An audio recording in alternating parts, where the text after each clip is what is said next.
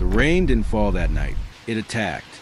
It slammed against the steel bones of Chicago like a drumline of fury, battering windows, flooding gutters, and turning the skyline into a smear of watercolor light. Street lamps fractured into gold halos over the pavement, their reflections swimming in the rivers that replaced the sidewalks. Pedestrians huddled in trembling clusters under leaky awnings.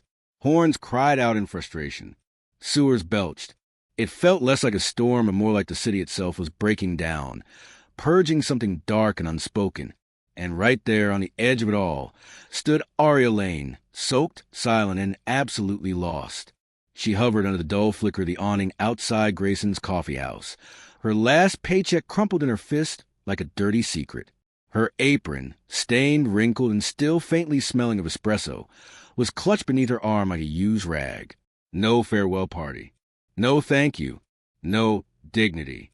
Just a sharp, humiliating snap from a customer who didn't like attitude from girls like her, and a manager too spineless to stand up for her.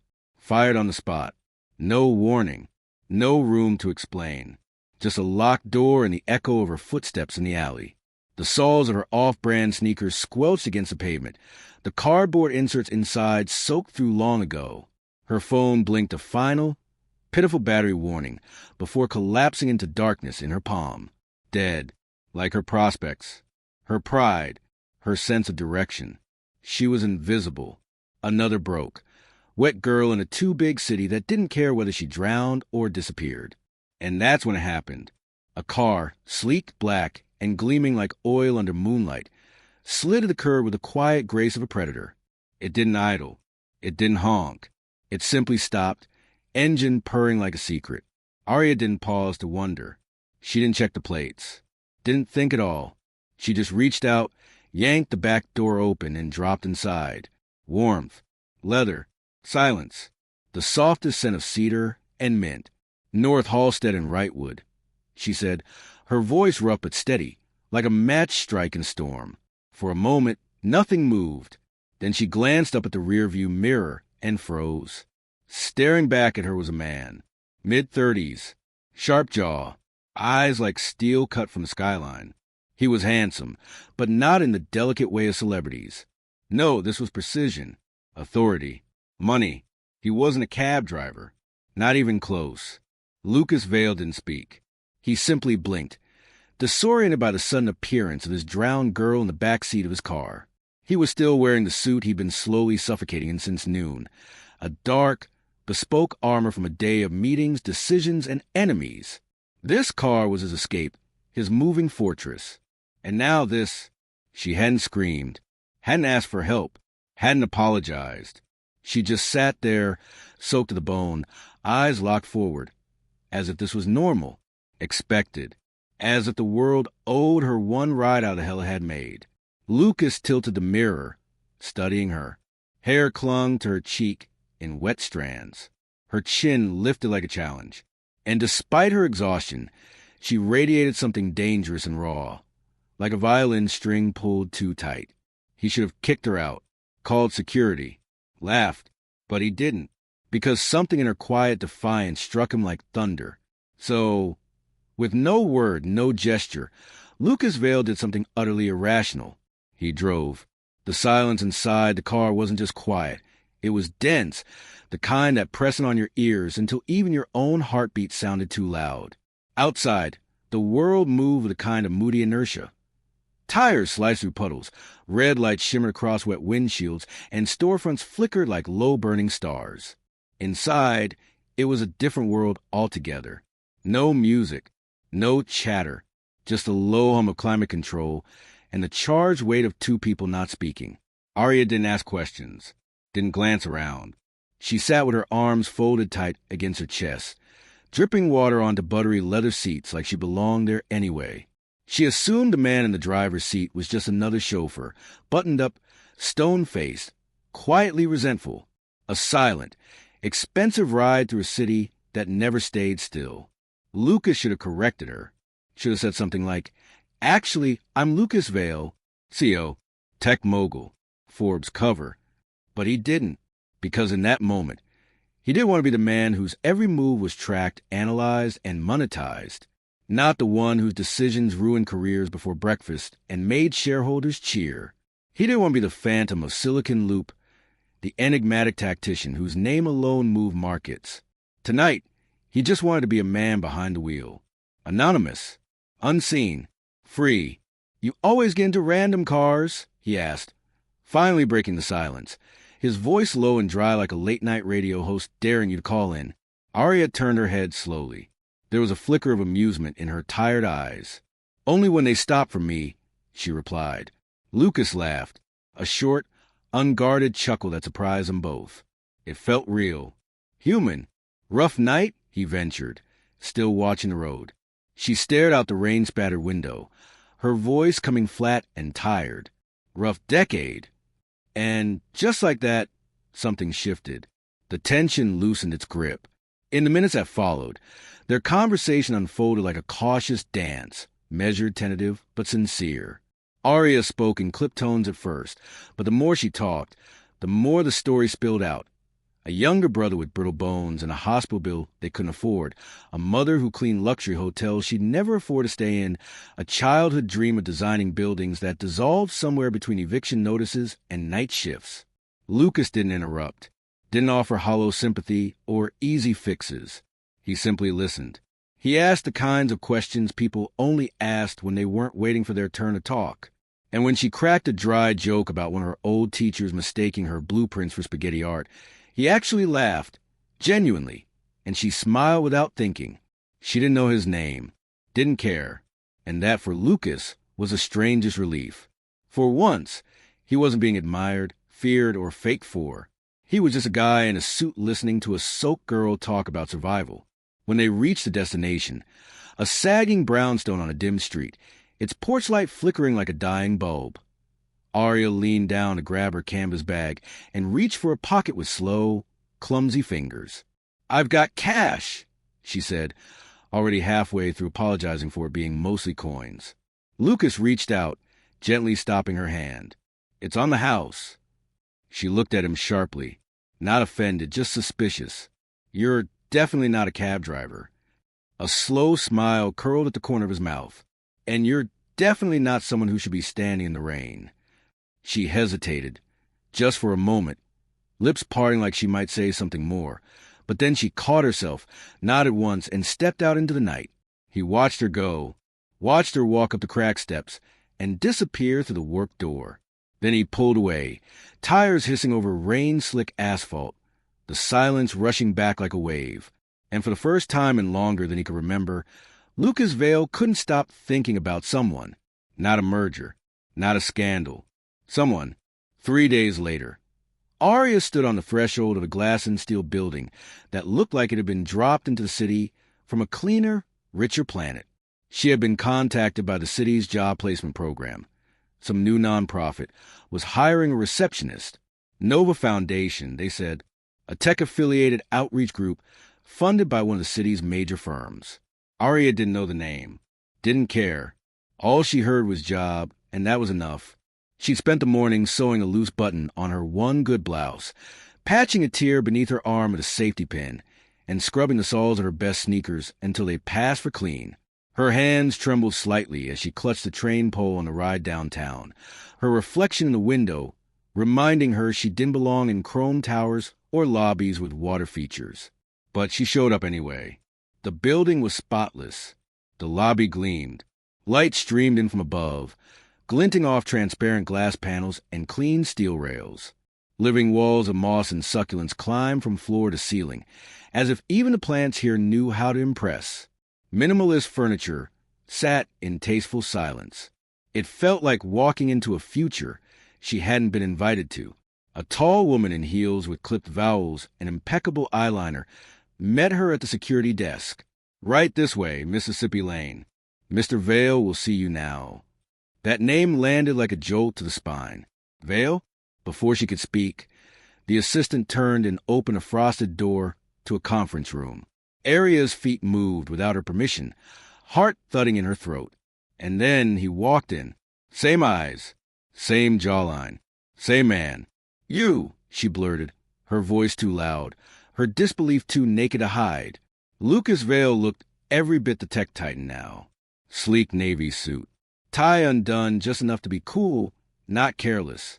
But his smile was warm, familiar, like rain against glass. Aria Lane, he said, that softness in his voice again. We meet again. Her cheeks flared with heat. Did you arrange this? Is this some kind of setup? A joke. He didn't flinch. No joke. No setup. He paused, glancing down before meeting her eyes. I couldn't forget you. Her arms crossed. Her jaw tightened. So you pulled strings to get the poor, wet girl from your backseat a job? He shook his head gently. I didn't pull anything. Your name came through HR. I saw it, and I asked to meet you personally before the team moved forward. Why? She demanded. Why me? What is this, pity? No, his voice dropped lower. Steadier. Respect. The word hit her harder than a slap. It silenced the anger crawling up her throat. Lucas took a small step forward, careful not to push. I started Nova because I was tired of building things that only made rich people richer. I wanted to build something that gave people a second shot, but that only works if the people inside these walls know what it means to fight, to fall, to survive. His gaze held hers, unwavering. You're not here because you need saving. You're here because you're exactly what this place needs. Aria stared at him, unsure whether to run or stay. Her whole life, people had looked at her and seen charity, weakness, risk. But not him, not now. And for the first time in years, she didn't feel small. She didn't trust easily. She'd been burned too many times to fall for sweet words and perfect smiles. But there was something unshakable in the way he looked at her. Not like a savior looking down, but like an equal standing across. So she straightened her shoulders, lifted her chin, and said the only word that mattered. Yes. In the weeks that followed, something unexpected happened. Aria thrived. She didn't just fill the role, she transformed it. What began as a receptionist job quickly evolved. She streamlined a meeting calendar, rewrote onboarding documents, and organized a chaotic workspace into a place of calm efficiency. Colleagues started asking her for advice. Department heads began inviting her into brainstorming sessions. What surprised her most wasn't the respect. It was how natural it all felt, as if this version of herself had always been waiting just beneath the surface, buried beneath years of survival mode. Lucas, for the most part, kept his distance. He was always professional, always composed. But the air between them grew charged. There were glances during morning briefings that lingered too long. Smiles exchanged like secrets. When she passed his office, she could feel his attention even when he didn't look up. And she noticed things too, how he rubbed his temple after back-to-back meetings, how his voice softened slightly when he asked her opinion on something small but meaningful. It all came to a head one evening, after the office had emptied out and the silence had settled like dust. Aria wandered into the small staff kitchen, looking for tea, only to find Lucas leaning against the counter with a mug in hand, tie loose, sleeves rolled. I can't believe you still drive your own car, she said, leaning against the doorway with a sly grin. He looked over, smirking. I like control, and I like rain. She arched an eyebrow. So that night, I wasn't pretending, he said, his voice quiet. I just didn't want the moment to end. There was no dramatic swell of music, no cinematic spin, just a look, a pause. And then he crossed the space between them and kissed her, softly, like a promise he'd been waiting to make. The second kiss came 2 weeks later, on the rooftop of the building, as another storm washed over the city.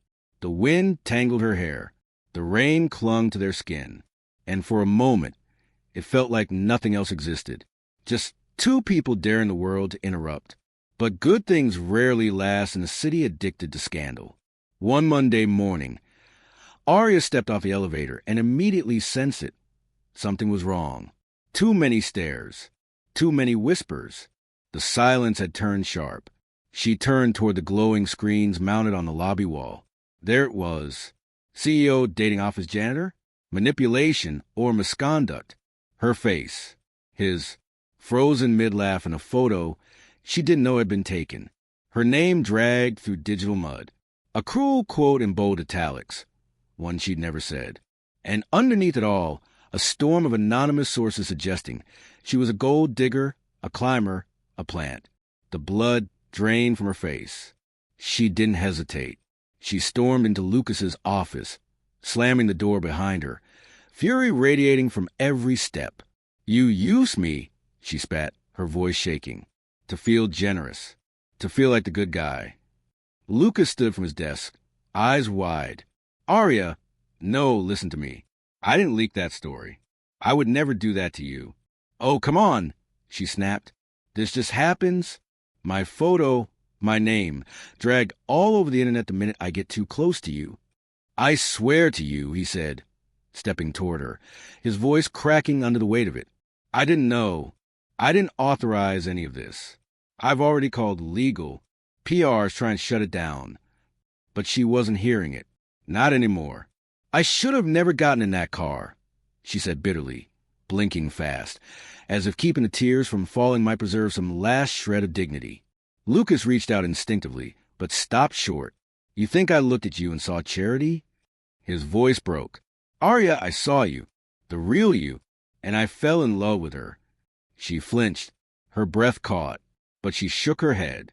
"I don't need you to save me," she whispered. "I just needed someone who didn't see me as broken." And then, without another word, she turned and walked out, each step echoing through the silence he didn't know how to fill. Aria quit the very next day. No goodbyes, no confrontation, no explanations.